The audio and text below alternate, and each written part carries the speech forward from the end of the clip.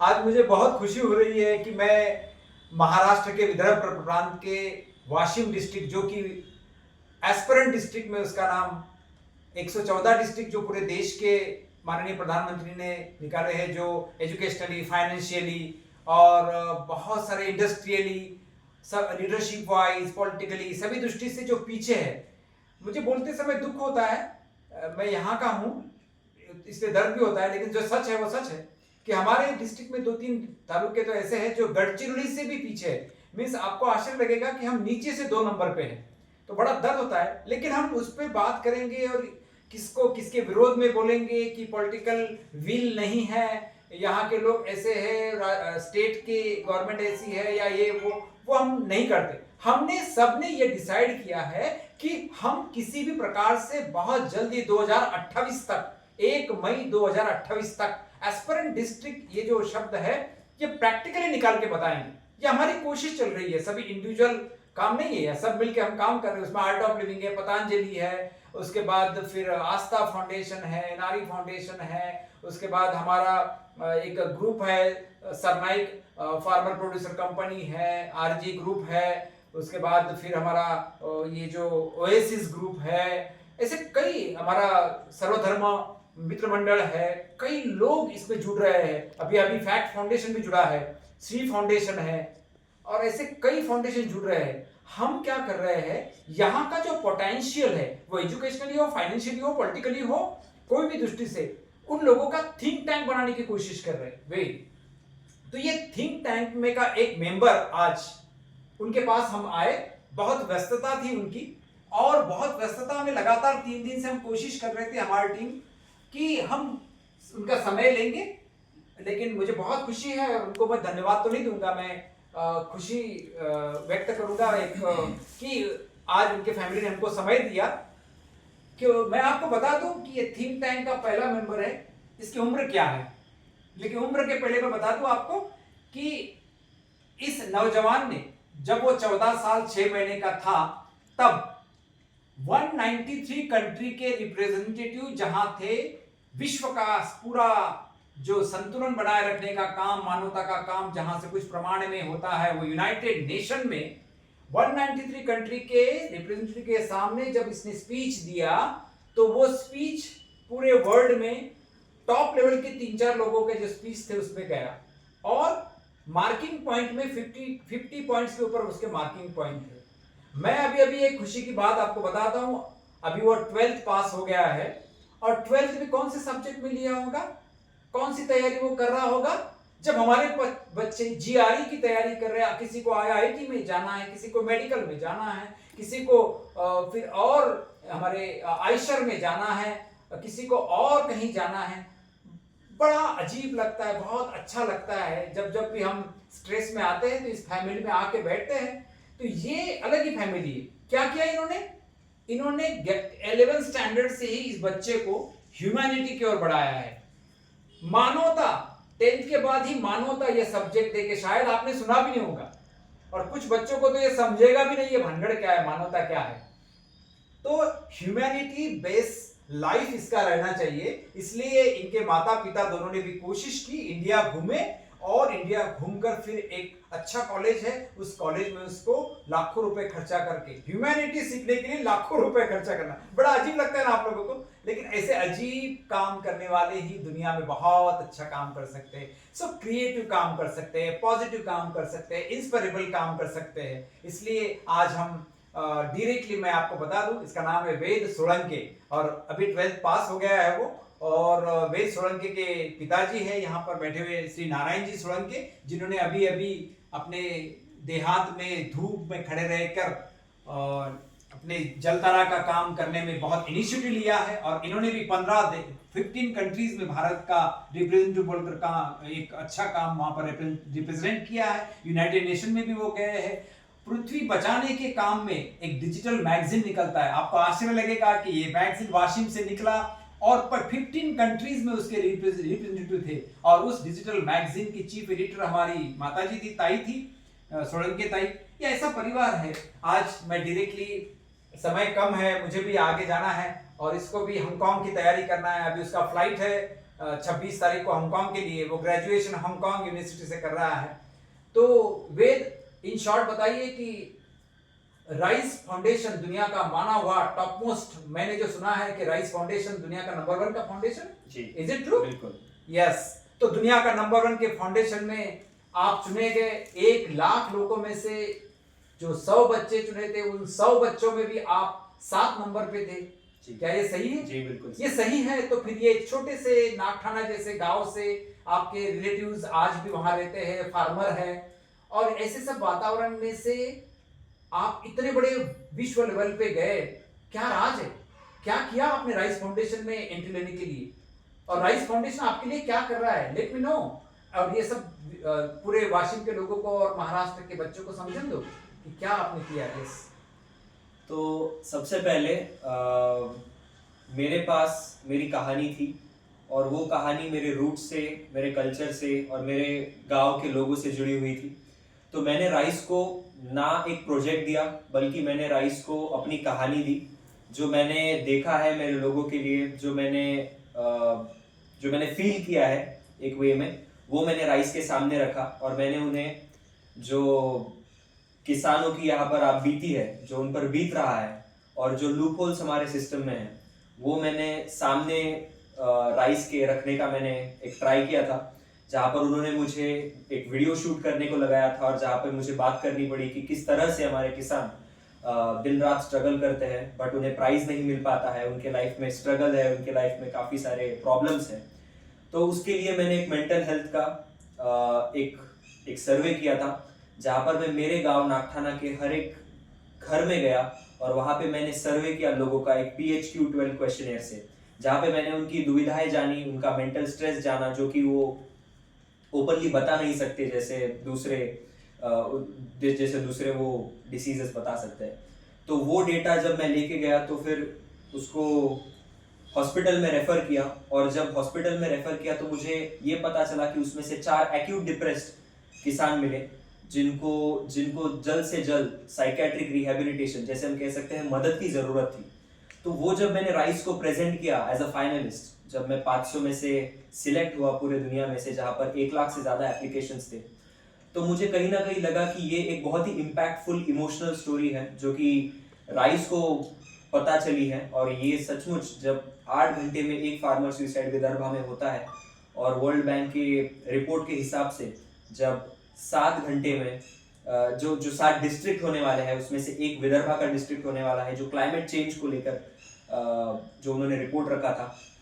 जब मैंने finalist day का इंटरव्यू दिया, तो 3 महीने बाद 17 सितंबर 2024 को मुझे पता चला कि मैं एक राइस का विनर हूँ, और मुझे मेरी बात, किसानों की बात और विदर्भा की बात ऑक्सफोर्ड यूनिवर्सिटी में होने वाले कॉन्फ्रेंस में करनी है। अच्छा, तो आप ऑक्सफोर्ड भी गए थे। तो मेरा सवाल है कि ऑक्सफोर्ड यूनिवर्सिटी लंदन में आप जस्ट 12th पास हो गए, और उसके बाद आप बीए के लिए गए, तो उसकी क्या प्रोसीजर थी? किसने आपको भेजा, क्यों भेजा, और कितने दिन के लिए वहां थे, और आपने वहां पर क्या एग्जैक्टली विदर्भ के किसान के लिए वहां एग्जैक्टली क्या किया? जलतारा का भी उसमें कुछ था, ऐसा मैंने सुना है। तो संक्षिप्त में कम शब्दों में आप बताएंगे कि एग्जैक्टली ये क्या हो? जी, तो राइज जब जीतने के बाद मुझे उसके बेनिफिट्स के बारे में पता चला, जैसे कि मेरे आगे के पढ़ाई का पूरा खर्चा, प्लस उसमें एक रेसिडेंशियल समिट थी, जहां पर आप अपने प्रोजेक्ट के बारे में, अपने काम के बारे में बता सकते थे। तो उन्होंने फ्लाइट बुकिंग की, उन्होंने मुझे वीज़ा दिया, मेरा पासपोर्ट कराया, और उसके बाद मैं लंदन के लिए निकल गया। तो लंदन में वहाँ पर पूरे दुनिया में से 80 देशों में से लगभग 100 विनर्स आए थे, जिसमें 8 भारतीय थे। 80 कंट्रीज? जी, ओके, 80 कंट्रीज में से। तो वहाँ पर मुझे एक दिन में एक टाइम दिया गया 3 मिनट का, जहाँ पर मुझे अपने प्रोजेक्ट के बारे में बताना था। जलतारा का जो काम आपके नेतृत्व में, और जिसके हिस्सेदार मेरे पापा भी थे, जो वर्ल्ड रिकॉर्ड हमने बनाया है, उसका नाम वहां पर लेना मेरे लिए भी एक गर्व की बात थी, और विदर्भा का नाम लेना मेरे स्पीच में वो मेरा सबसे मेन एजेंडा था। तो जब मैंने बात शुरू की, तो इंडियन कल्चर में कैसे ब्रिटिश लोगों ने वहां पर ब्रिटेन में जाके मैंने ये बताया कि कैसे हमारे देश की संपत्ति की लूट की गई, जो कि वहां पर पूरा राइस का पैनल था, उनको भी ये चीज पता चली। और एट द एंड पसायदान से मैंने वो खत्म किया और जलतारा का वहां पर। अच्छा, पसायदान भी बताया? जी, मैंने पसायदान बताया था। वाह, थैंक यू। तो अच्छा बात। तो उसके बाद में जब वो स्पीच एंड किया तो मैं राइस के डायरेक्टर से मिला, मार्क जर्मन, जो कि जिन्होंने पूरा इनिशिएटिव लिया था, और जो हमारे फंडर्स थे, उनके रिप्रेजेंटेटिव्स थे। तो वो फंडर की बात निकली करके मैंने सुना है कुछ उनका बजट बहुत ज्यादा होता है। राइस फाउंडेशन कितना होता है जी, साल का? उनका साल का बजट $1 बिलियन होता है। ये कितना होता है इंडियन में? वो 700 800 करीब करोड़, या 800 करोड़। या वाह। जी।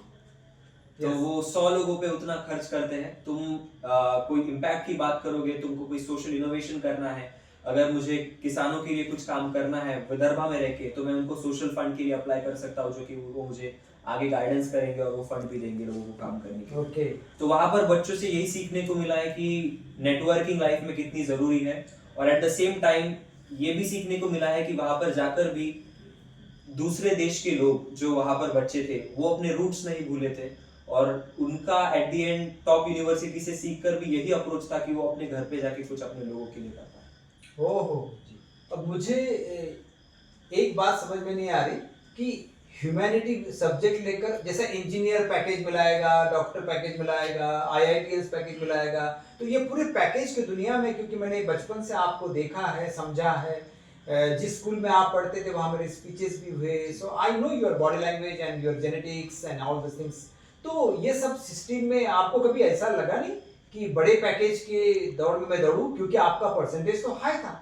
आई थिंक आप 95% के ऊपर थे 10th में और 12th में भी, तो ऐसा कभी लगा नहीं कि चालू रूटीन में चलूं मैं, कलयुग के सब सिस्टम में मैं भी एक अवतार बनूं अलग से? जी, अगर नहीं, मुझे वो ऐसा नहीं लगा। अगर लगता तो फिर मैं औरों की तरह ही खो जाता कहीं, ऐसा मुझे लगता है। वाह। बट मेरे लिए मेरा इंटरेस्ट, मेरा पैशन ही सब कुछ था, इसलिए 10th के बाद भी पापा मम्मी ने भी कभी प्रेशराइज नहीं किया, जो तुम्हें पसंद है वही मैं भी करो। वही प्रश्न पूछने वाला था कि ये अलग ही पिताजी और माताजी आपके हैं कि इन्होंने, दोनों ने, एक ठीक है मैं समझ सकता हूँ, लेकिन दोनों ने ह्यूमैनिटी देने के लिए, मैंने आंखों से देखा है कि पूरे इंडिया में सर्वे किया, और जहाँ कहाँ गए, वो बिरला इंस्टीट्यूट वहाँ पर तड़ेगांव दाभाड़े, देन उधर सदगुरु के कॉलेज में भी, फिर औरंगाबाद, ये सब। तो क्या बताएंगे आप आपके माँ बाप के बारे में कि कैसा आपकी परवरिश बचपन से एक अलग ढंग से हुई आपकी, क्या क्या एग्जैक्टली अलग किया उन्होंने? जी हाँ, मुझे याद है नर्सरी में जाने के बाद से ही,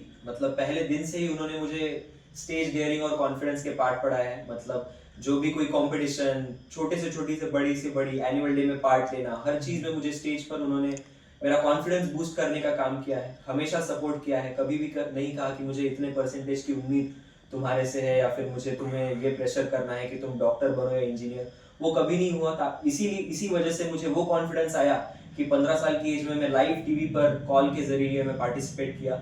और कौन से चैनल में, कौन से चैनल में आपने लाइव पार्टिसिपेट किया? चैनल जैसे CNN, news 18, times now, Republic TV, और उसके बाद में आज तक जैसे चैनल्स पे मैंने बात की है। विदेश के कौन से चैनल में ये किया था? विदेश के CNN न्यूज़ 18 और BBC के रिपोर्टर भी जो मुझे राइज में मिले, उनसे भी मैंने बात की इस बारे में, तो उन्होंने भी मतलब कहा कि मैं आगे कैसे मतलब आपका कहना है कि मम्मी पापा ने आपको पूरा फ्रीडम दिया कि आपको जो करना है, फ्रीडम भी दिया और साथ में ख्याल भी रखा। मतलब ऐसा नहीं कि जो तुम कर सकते हो उस पर उन्होंने एक काउंसलिंग बोल सकते हैं, कोचिंग बोल सकते हैं, उन्होंने गाइडेंस भी दिया उसके साथ में, ताकि मैं भटक ना जाऊं मेरे रास्ते से। बाप रे। आपको ऐसा लगता है कि आपके माताश्री और पिताश्री पूरे पृथ्वी को बचाने का जो डिजिटल मैगजीन उन्होंने 3 साल चलाया, फिर वो खुद 15 कंट्रीज में गए, भारत का नेतृत्व किया, उसके बाद फिर यूनाइटेड नेशन में भी वो गए, फिर आपके पापा पूरे वर्ल्ड के 100 बच्चे चुने गए थे, अमेरिका के वाइस प्रेसिडेंट अल गौर, जिनको नोबेल प्राइज मिला, उनके तरफ से आपके पापा को अमेरिका में प्रशिक्षण भी दिया गया नोबेल लॉरेट्स की तरफ से, जो कि अमेरिका के उपराष्ट्रपति थे। तो ये सब पूरे प्रवास का इम्पैक्ट आप पे हुआ और आपकी विचारधारा वैसी हुई। बिल्कुल। और जो आपके माँ के संस्कारिक बिहेवियर और पापा का इंटरनेशनल एक जो नॉलेज और जो प्रैक्टिकल आप देख रहे थे, वो चीजें आप ऑटोमेटिकली सीखते गए, ऐसा इम्पैक्ट कुछ आपसे? हाँ बिल्कुल, वो परवरिश पहले से थी, जो उन्होंने गाइडेंस दिया था कि हमारे लोगों के लिए कुछ काम करना है। और मैंने उन्हें भी देखा है कि भले ही उन्होंने मैकेनिकल इंजीनियरिंग में डिग्री ली है, बट वो इतने देश घूम आए हैं, फिर भी उनकी रुचि, उनका इंटरेस्ट अभी भी यहाँ के लोगों में और यहाँ की चीज़ों में। तो तो वो कहीं ना कहीं शेप हुआ। दूसरा एक रीजन मैं कह सकता हूँ, जब मैं यूएस से लौटा न्यूयॉर्क में वो कॉन्फ्रेंस देख के, तो मुझे मेरा एक्सपोजर भी वो उतना मिला मुझे, और मैंने काफ़ी सारी चीज़ों में देखना शुरू किया कि मैं और क्या कर सकता हूँ इसके परे लोगों के लिए काम करने में। और जहाँ की पापा ग्राउंड लेवल से काम कर रहे हैं, मैं पॉलिसी में जा सकता हूँ क्या, गवर्नेंस सीख सकता हूँ क्या, ये भी सारी चीज़ें मोटिवेशन मेरे लिए रही है। Last 2 question. एक कि आपका अभी हांगकांग जाकर आपका क्या प्लानिंग है, और वो आपका जो एजुकेशन है वो मानवता के लिए कैसा काम आएगा? जी, तो मेरा हांगकांग जाने के बाद हांगकांग की करिकुलम के हिसाब से मैं बैचलर्स ऑफ सोशल साइंसेज की डिग्री लूंगा। तो समाज सेवा में ही जाना है, तो मैं सोशल पॉलिसी सीखूंगा, कैसे सरकारें पॉलिसीज बनाती है और हम लोग कैसे पीछे रह जाते हैं या फिर हम लोग कैसे आगे बढ़ जाते हैं, क्लास ऑफ डिवीजन की होता है सोसाइटी में, ये सीखूंगा। उसके बाद में सस्टेनेबल डेवलपमेंट, कैसे हम हैप्पीनेस से सस्टेनेबल डेवलपमेंट को या फिर सस्टेनेबल डेवलपमेंट गोल्स को जो कि मानवता के लिए बनाए गए हैं पर वो हम उस रास्ते से भटक गए हैं, ये पढ़ूंगा।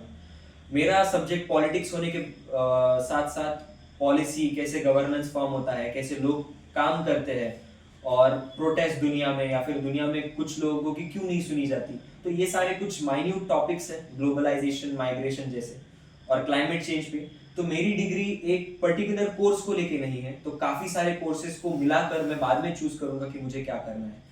बट एट द एंड ऐसा है कि जो साइकोलॉजी पे मैंने काम किया है, तो मेरा मास्टर साइकोलॉजी में हो सकता है, ताकि मैं ज़्यादा से ज़्यादा लोगों तक जा सकूँ, उनकी सोशल साइकोलॉजी समझ सकूँ।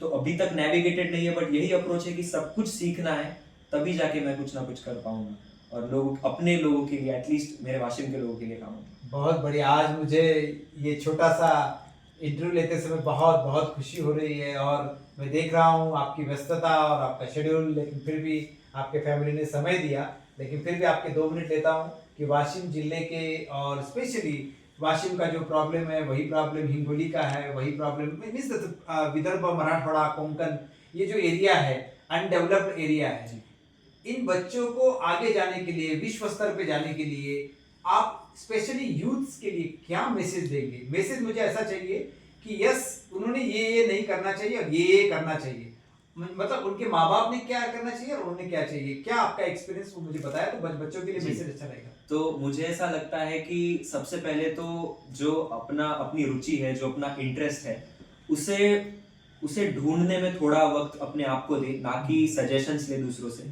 सजेशंस की जरूरत हमें तभी पड़ती है जब हमारा खुद का डिसीजन कमजोर हो सकता है। तो अगर आप ये पता कर सकते हो कि आपको आगे क्या करना है, ये पता कर सकते हो कि अभी मुझे क्या अच्छा लगता है, तभी आप वो डॉट्स कनेक्ट कर पाओगे एक जरिए से।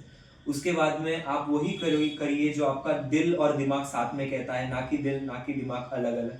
आप जाके आगे कंफ्यूज होंगे, फिर फील्ड्स चेंज करोगे, ऐसा सब।